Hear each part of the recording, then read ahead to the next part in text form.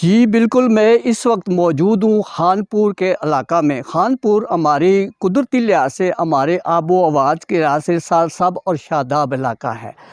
खानपुर का माल्टा बरसग़ीर पाक व हिंद और पाक एशिया के साथ-साथ यूरोप में भी हमारे इस मुल्क खानपुर का ज़िला हरीपुर का तहसील खानपुर है, इसका माल्टा पूरी दुनिया में जा रहा है।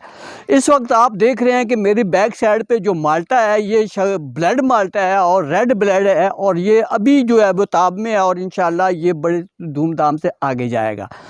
ब्लेड माल्टा जो है हमारे इलाके खानपुर में पूरी दुनिया में, यूरोप एशिया तक ये जाता है और इसकी बड़ी अच्छी मांग है। खानपुर का जो माल्टा, जो पाकिस्तान का खिता खानपुर है, इसका माल्टा बड़ा मशहूर है।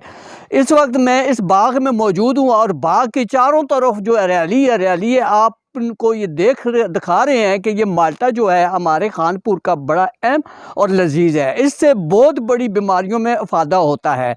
जो रेड सेल्स है उसको भी जो है उसमें इजाफा होता है। इसके साथ साथ खून की नशोनुमा में भी ये इसका भरपूर जो है इसका रोल है। और इसके साथ साथ जो रेड ब्लड माल्टा है, इसकी एक आला किस्म की नस्ल जो है हमारे खानपुर पर मौजूद है।